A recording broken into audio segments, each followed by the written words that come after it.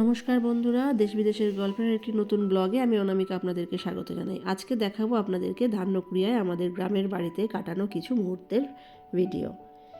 এই মাঠে কত স্মৃতিই না আমাদের ছিল।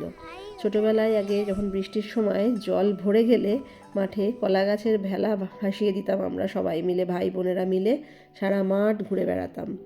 এই সেই মাঠ, আগে ওই মাঠের পাড়ে একটা বড় বট গাছও ছিল, এখন সেই গাছটা আর নেই। আর এই দেখুন খেজুর গাছে রসের হাঁড়ি এখনও বাঁধা রয়েছে। আরও অনেক খেজুর গাছ ছিল।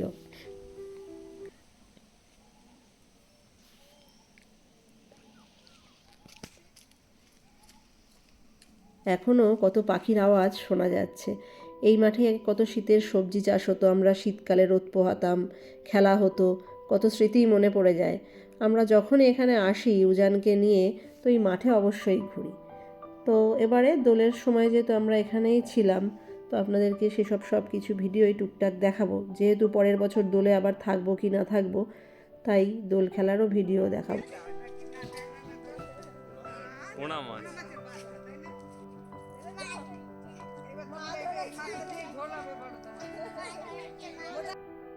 উজানের আবধারে আমাদের বাড়ির সামনের এই পুকুরটা থেকে একটা ছিপ জোগাড় করে দাদাদের বাড়ির থেকে ভেবেছিলাম পুঁটি মাছ ধরবো।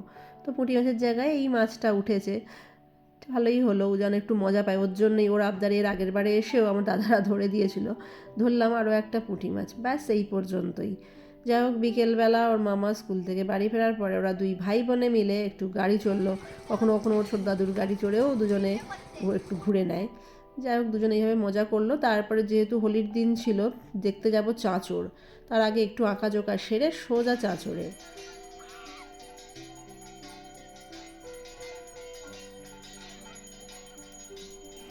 উজান এই চাঁচর ফার্স্ট টাইম দেখলো, কারণ গত বছর আমরা হোলিতে ছিলাম, কিন্তু হোলির দিন সকালবেলা ধান্যকুড়িয়া এসেছিলাম। তো যাই হোক, চাঁচরটা উজানের জন্য এই প্রথমবারই। তো গরমে তাতেতে আগুনের তাতে উজানের অবস্থা দেখুন। হোলিকা দহন যাকে বলে, আমাদের এখানে ঠাকুর বাড়ি থেকে এসেই হোলিকাগুলো আগে পুজো করে, তারপরে এগুলোকে ধরিয়ে দেওয়া হয়। যা হোক, হোলির দিন সকালবেলা একটু আবির নিয়ে উজান প্রথমে খেলা শুরু করলেও বেশ ভালোই প্ল্যান ছিল, কিন্তু ওর দিদি আর কি মামার মেয়ে ওর শরীর খারাপ হয়ে যাওয়ায় সেভাবে মজা করতে পারেনি। তাই বাড়ির সবাইকেই আর কি ওর আবির দেওয়ার শিকার হতে হলো। কি আর করবে বাচ্চা মানুষ, সেই জন্য ওর জন্য, ওকে মজা দেওয়ার জন্যই আমরা সবাই একটু আবির মাখলাম। যদিও এবারে দোল খেলার ঠিক সেরকম মজা ছিল না, কিন্তু পরের বার আবার কোথায় থাকবো সেই ভেবে ভাবলাম না, একটু ওকে অন্তত দেখিয়ে দেই, কারণ ও তো আর এত খেলিনি। এই নিয়ে সেকেন্ড টাইম ও সবার সঙ্গে রং খেলছে।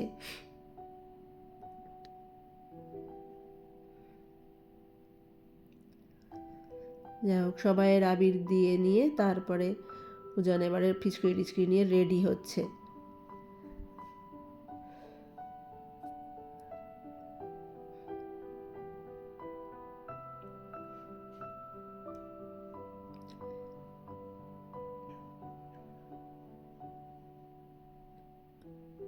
কাজের সময় কাজের সূত্রে অভাবে সেভাবে হয় না। উজ্জ্বলও এবারে সেকেন্ড টাইম বিয়ের পরেই আমাদের বাড়িতে রয়েছে দোল খেলার সময়।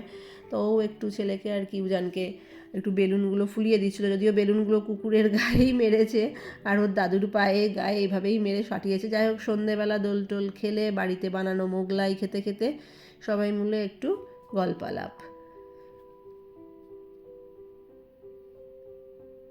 মোগলাইটা কিন্তু খুব সুন্দর হয়েও ছিল।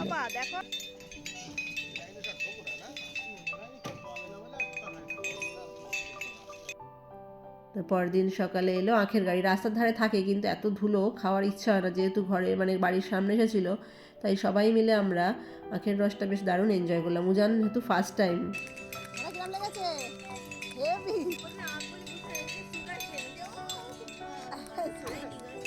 আখের রস খাওয়া সেরে এবারে হলো মানকিদের খাওয়া দাওয়া। আমার কাকু এই যে দেখুন কিভাবে মানকিদেরকে খেতে দেবে। হনুমান যাকে বলে, উজান মানকি মানকি বলছিল, তাই আমিও মানকিই বলে ফেললাম।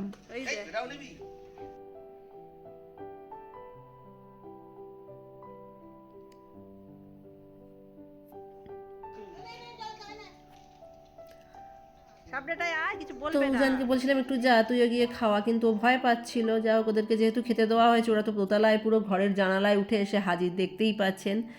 তো আজকে ছিল আমাদের ধান্যকুড়িয়ার শেষ দিন, আমরা ফিরে যাব আমাদের ফ্ল্যাটে, কারণ আর কদিন বাদেই আবার ইউকেতে ফিরে আসার আর কি সময় হয়েছিল, ফ্লাইট ছিল, যার জন্য আমরা চলে এসেছি আমাদের ফ্ল্যাটে। এই দেখুন এইখানটায় আমাদের দুর্গাপুজো হয় এই চত্বরটায়, আর ওই যে সামনের মন্দিরটা দেখা যাচ্ছে ওখানে রামকৃষ্ণদেব, সারদা মা আর স্বামী বিবেকানন্দের মন্দির। যাই হোক, ছাদে উঠে গরমে একটু হাওয়া খাচ্ছিলাম, কি সুন্দর লাল চাঁদ উঠেছিল। পরের দিন সকালে উজান একটু খেলাধুলো করে নিচ্ছিল, কারণ আবার ফিরে যেতে হবে, আর সেই সঙ্গে ওর ভান্ডারটো কত টাকা হয়েছে তাই দিদার সঙ্গে বসে দেখছিল। দুজনে মিলে ভান্ডার খুলেই ফেলেছে। যাই হোক, টাকা পয়সা গোনাগাথা করে শেষ বেশ রাউন্ড ফিগারে আসেনি বলে সন্ধেবেলা দাদু বাড়ি ফিরতেই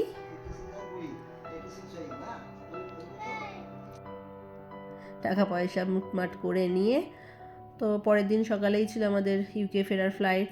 তো যেন সেই মতো সব কিছু রেডি সেডি করে ভান্ডার আবার টাকা পয়সা রাউন্ড ফিগারে নিয়ে এসে লক টক করে সবাইয়ের সঙ্গে একটু রাত্রে শুতে যাওয়ার আগে গল্প করছিল।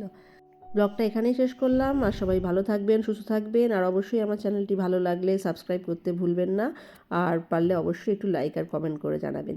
Thank you.